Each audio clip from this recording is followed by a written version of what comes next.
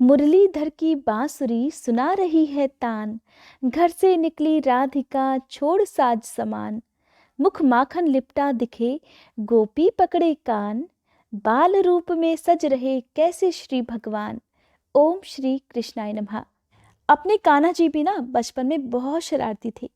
कभी गोपियों की मटकी फोड़ दिया करते, तो कभी बछड़ों को खोल दिया करते और बछड़े गाय का सारा दूध पी जाया करते।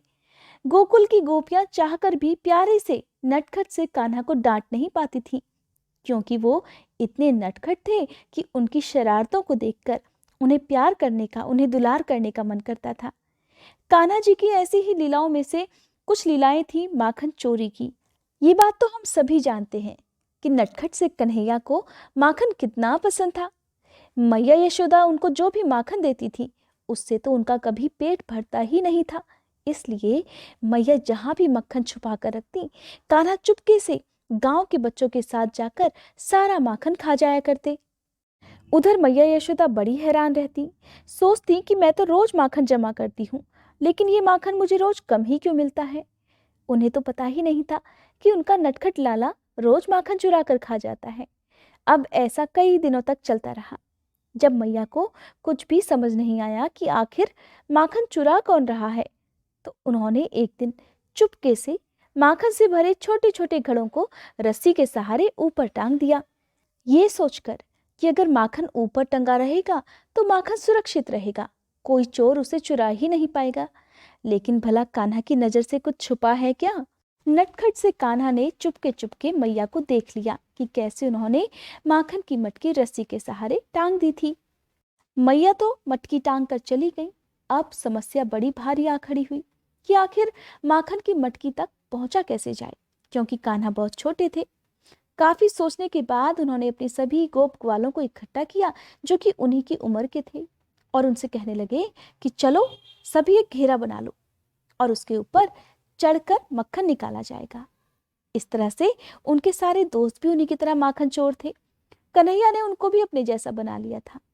अब क्या था, थोड़ी ही देर में सारे गोप ग्वाल एक गोल घेरा बनाकर खड़े हो गए, और इस तरह से उनके ऊपर एक बालक चढ़ गया। कभी कन्हैया चढ़ते तो कभी कोई दूसरा बालक चढ़ जाता। इस तरह उनके सारे दोस्त मिलकर पूरा का पूरा माखन ही चट कर गए। और आपको सच बताएं, इस काम में कान्हा और उनके सारे दोस्तों को बहुत मजा आया, क्योंकि चुरा कर खाया गया माखन सबसे ज्यादा स्वादिष्ट जो लग रहा था। अब जब मैया आई, उन्होंने देखा आज फिर माखन की चोरी की गई है। अब मैया यशोदा बड़ी हैरान परेशान सोचने लगी कि पता नहीं कौन माखन चोर है जो इतनी ऊंचाई पर टंगा हुआ माखन भी चुरा कर ले गया। अब की बार मैया यशोदा बड़ी सतर्क थी। सोचने लगी कि आज तो मैं चोर को रंगे हाथों पकड़ कर ही रहूंगी। ये सोचकर उन्होंने एक मटकी में मक्खन रखकर ऊपर टांग दिया और छुपकर देखने लगी कि देखने कौन ये मक्खन चुरा कर भागता है। बस क्या था, थोड़ी ही देर में कान्हा जी अपनी नटखट टोली के साथ वहां पहुंच गए। अब जब मैया ने देखा तो उन्हें पूरी बात समझ में आ गई। वो चुपचाप दरवाजे के पीछे छुपी खड़ी रही, और जब सभी माखन चुराने लगे तो मैया यशोदा जल्दी से उन सभी बच्चों के सामने पहुंच गई। मैया को देखते ही सभी बच्चे तो वहां से भाग गए, लेकिन नटखट से कान्हा, जो कि मटकी की रस्सी पकड़कर झूल रहे थे, वहीं के वहीं रह गए। मैया यशोदा ने अपने नटखट लाला की ये शरारत देखी तो उन्हें उस पर क्रोध भी आया और प्यार भी आया। अब मैया ने उन्हें नीचे उतारा और प्यार से डांट लगाते हुए कहने लगी, अच्छा तो तुम ही हो वो माखन चोर जिसने मुझे इतने दिनों से परेशान किया हुआ है। कन्हैया अपनी मैया को देखकर मुस्कुराने लगे, कहने लगे, मैया मैं नहीं माखन खायो। ये सुनकर मैया यशोदा कहने लगी, अच्छा अपनी ही मैया से झूठ बोलते हो कान्हा। जिस तरह से किसी चोर को रंगे हाथों चोरी करते पकड़ा जाए तो उसकी सूरत देखने लायक होती है, ठीक वैसे ही सूरत भगवान कृष्ण की उस समय हो गई थी। नटखट से कन्हैया की भोली सी सूरत को देखकर और उनकी प्यारी सी बात सुनकर मैया ने अपने लाल को अपने गले से लगा लिया और कहने लगी, मेरा प्यारा नटखट माखन चोर। बस तभी से कन्हैया को प्यार से माखन चोर कहकर बुलाया जाने लगा। अभी नटखट से शरारती कन्हैया की माखन चोरी की कहानी यहीं पे समाप्त नहीं होती है, एक कहानी और भी है। अब देखिए, माखन चोर नटखट से कान्हा को रंगे हाथ पकड़ने के लिए ग्वालिन ने भी एक अनोखा जुगाड़ लगाया। दरअसल कन्हैया केवल मैया यशोदा का ही माखन नहीं चुराते थे, वो आसपास रहने वाली सभी गोपियों के घर में भी चुपके से पहुंच जाया करते। उनके घर भी माखन से भरी मटकी तोड़ दिया करते। वैसे तो आसानी से माखन चुराने की कोशिश किया करते थे, लेकिन वो कहावत भी आपने सुनी होगी, जब घी सीधी उंगली से ना निकले तो उंगली टेढ़ी करनी पड़ती है। बस कन्हैया भी ऐसा ही करते थे। जब वो देखते थे कि माखन भरी मटकी ऊपर टंगी हुई है तो पहले तो उस मटकी को उतारने का प्रयास किया जाता। जब मटकी नहीं उतर पाती तो बस पत्थर मारते या कोई भारी चीज मारते और माखन से भरी मटकी टूट जाया करती। फिर तो कन्हैया और उनकी पूरी शरारती टोली खूब माखन खा के भाग जाया करते। माखन चोरी की इस आदत के कारण गोपियां भी बड़ी परेशान रहती थी। वो सोचती थी कि कन्हैया को किसी दिन हम रंगे हाथ पकड़ ही लेंगे, लेकिन कन्हैया तो जाने कब चुपके से आते और माखन चुराकर भाग जाया करते। एक बार क्या हुआ कि माखन चोर नटखट को पकड़ने के लिए एक ग्वालिन ने एक अनोखा जुगाड़ लगाया। उसने क्या किया कि माखन की मटकी के साथ एक घंटी भी बांध दी कि जैसे ही कन्हैया यहाँ मटकी को हाथ लगाएंगे बस घंटी बज उठेगी और मैं उसे रंगे हाथों तुरंत पकड़ लूंगी। अब ग्वालिन ने माखन से भरी मटकी के साथ ही घंटी बांधकर उसे लटका दिया और निश्चिंत हो गई कि अब तो चोर को मैं रंगे हाथों पकड़ ही लूंगी।